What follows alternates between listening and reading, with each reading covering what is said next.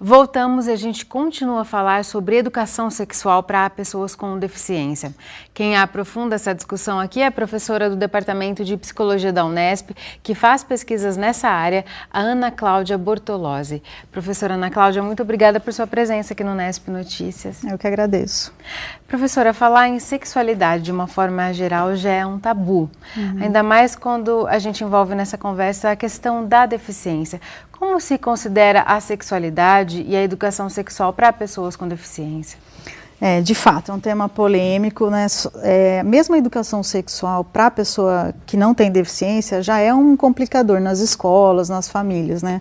E a variável, entre aspas, a condição da deficiência pode dificultar o modo como as pessoas entendem e enxergam essa sexualidade. Porque todo mundo tem sexualidade, independentemente da condição. Às vezes as pessoas perguntam, é diferente, né? O que é diferente? A sexualidade não é diferente. O que se difere, muitas vezes, é o processo de educação sexual. Então, por exemplo, a pessoa com deficiência intelectual, ela tem os mesmos desejos que qualquer pessoa, mas a gente já tem um controle, a questão social, eu não vou agarrar alguém na rua, mas se eu tiver vontade. Mas a pessoa com deficiência intelectual, mesmo com vontade, se tiver a mesma vontade nossa, ele vai e agarra. Então, aí parece que é uma coisa exagerada, que é uma coisa mais frequente ou precoce, tem um pouco esses mitos, mas a ideia é que é um comportamento inadequado. Então, não é o desejo que é errado ou a sexualidade, é o modo como eles expressam esse desejo. Não tem aquele filtro social que nós teríamos. Isso. E em relação às outras deficiências, aí é uma questão que também cabe com o deficiente intelectual, é uma questão de marca, de estigma, né? A deficiência é uma desvantagem social, ninguém deseja ter um filho com deficiência, né? E como é uma limitação em qualquer área do corpo, a gente tende a generalizar, que também vai ter uma generalização, também vai ter uma limitação para a pessoa com deficiência, né?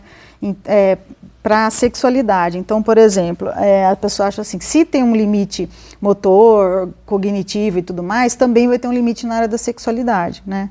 Vou dar um exemplo, a gente costuma dizer assim, nossa, até ela que tem deficiência arrumou um namorado e menos eu. Quando a gente pensa assim, às vezes a gente não fala. A ideia é de que ela e ele teria menos condição de concorrer ao mercado amoroso, vamos dizer assim, né, do que a gente, porque a deficiência carrega essa ideia de desvantagem.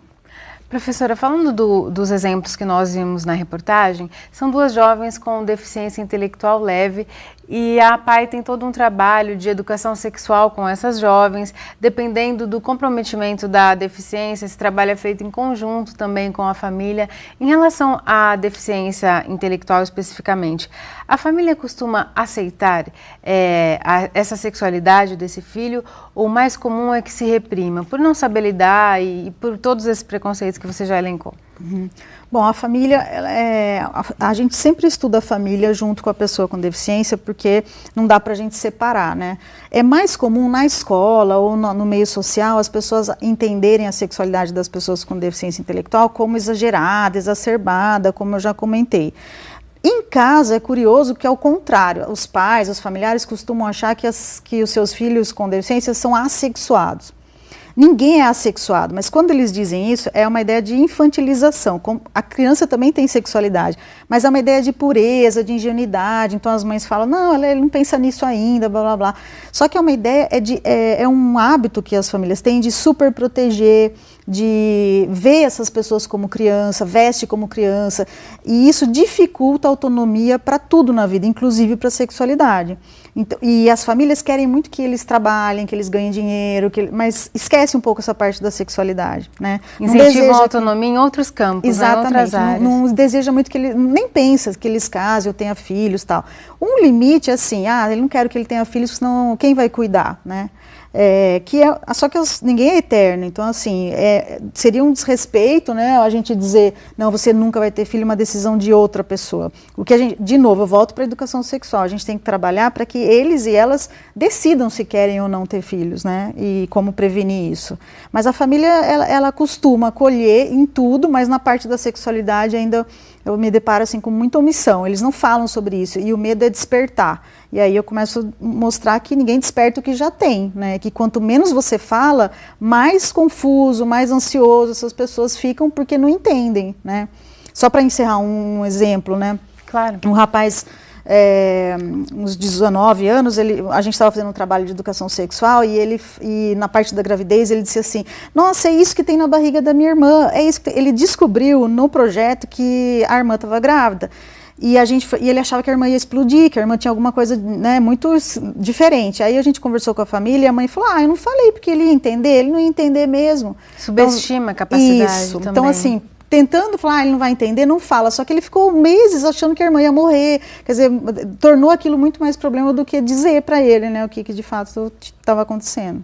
E voltando um pouquinho à questão, Ana Cláudia, da deficiência física, como que deve ser a educação sexual? Como funciona a sexualidade entre o casal quando um deles tem a deficiência física? Como que deve ser conduzida essa educação sexual?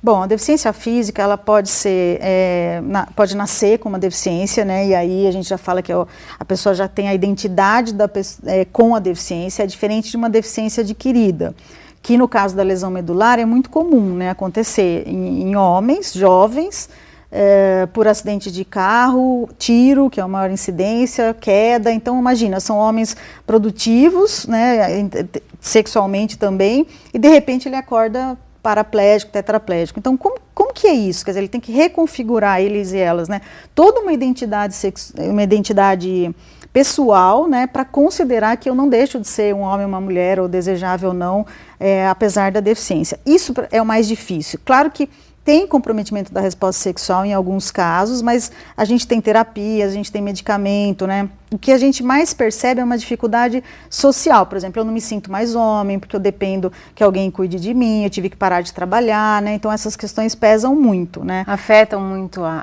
sexualidade. E é uma questão também. De gênero, sempre atravessa as questões. Por exemplo, os homens têm muito medo de não ter ereção, né? Depois, por exemplo, de um acidente, né? E as mulheres têm medo de não ter filho. Né? E elas falam, mas eu vou conseguir ter filho? Então elas não perguntam, eu vou ter orgasmo, entende? Então assim, é uma diferença de gênero, sempre atravessa essas questões. E aí assim, a gente trabalha em grupo, um conta para o outro como é que foi, né? E o que a gente percebe é que toda a família tem um estigma da deficiência, então não é só aquela pessoa. E os papéis mudam, então assim, a mulher para de ser uma mulher erótica para ser uma mãe cuidadora. A filha que vivia na rua tem que parar de passear para cuidar da pessoa, irmão, pai, mãe, entende? Então as relações mudam, por exemplo, as casas não têm acessibilidade, de repente depois de um acidente eu tenho que mudar de casa para ficar mais perto do hospital, para ter, a gente não pensa nunca que vai precisar, mas daí eu preciso de uma casa que não tem escada, então a vida muda, né? Não quero dizer que acabou, que é horrível, mas é uma reconstrução. Reconstruída, exatamente, essa palavra. Ana Cláudia, você orienta projetos nessa área, faz pesquisas, de que forma as pessoas podem ter acesso aos seus estudos, participar dos seus grupos em relação a essa temática? Tá, eu trabalho já há bastante tempo, né, com essa temática, já fiz projeto de educação sexual. A nossa ideia é trabalhar a prevenção. Então, por exemplo, a gente não trabalha assim, as pessoas que têm problema reúne, não é uma terapia nesse sentido, mas é um trabalho de educação preventiva. Então, o resgate da autoestima, o respeito pelo corpo, no caso das deficiências intelectuais, a noção de privacidade, das regras sociais, né, para cada grupo a gente acaba falando dos mesmos aspectos, por exemplo, prevenção HIV/AIDS e outras doenças, a própria gravidez, quer dizer, tudo como qualquer outro programa de educação sexual, mas a gente tende a adaptar as necessidades, as formas de falar sobre isso, né? Já trabalhei com os familiares, já trabalhei com as pessoas com deficiência intelectual, com grupos de pessoas com deficiência física, com os professores. Eu tenho um trabalho bem intenso com os professores, porque com a inclusão escolar, as pessoas com deficiência estão indo para a escola e aí os professores não sabem direito como lidar com a sexualidade. Eles querem beijar, eles se masturbam na frente de todo mundo, então acaba sendo uma problemática que a gente tende a mostrar, que, quer dizer, não é um problema não saber lidar ou educar para que eles tenham esse controle como todo mundo, né? E eu tenho livros, eu tenho muitos artigos, e os projetos, como eu sou supervisora de estágio na nossa clínica de psicologia aplicada, a gente começa um projeto com a demanda. Então, por exemplo, uma instituição fala, a gente está querendo fazer um projeto, então aí a gente monta um grupo para aquela população específica, e pode ser ou na instituição, meus estagiários vão para lá, ou eles vão até o CPA. Mas lembrando, sempre a gente tende a associar a família. Então, se a gente faz com jovens, adolescentes, a gente faz um grupo paralelo com os pais, com os familiares, para falar a mesma coisa para eles, né? Para eles terem a mesma educação nos dois lugares. Então, as pessoas interessadas podem entrar em contato pelo CPA? Isso, pela clínica. Falar que lá tem agora em começo do ano tem ficha de inscrição, e aí, tendo essa demanda, eles me localizam. Tá certo, Ana Cláudia. Muito obrigada por aprofundar essas questões aqui no Nesp Notícias. Eu que agradeço. E depois do intervalo, você vai conhecer Sorrisos Encantadores. Eles fazem parte de um livro que vai ser lançado hoje com registros de usuários da Sorri em atendimento. Daqui a pouco voltamos num instante só.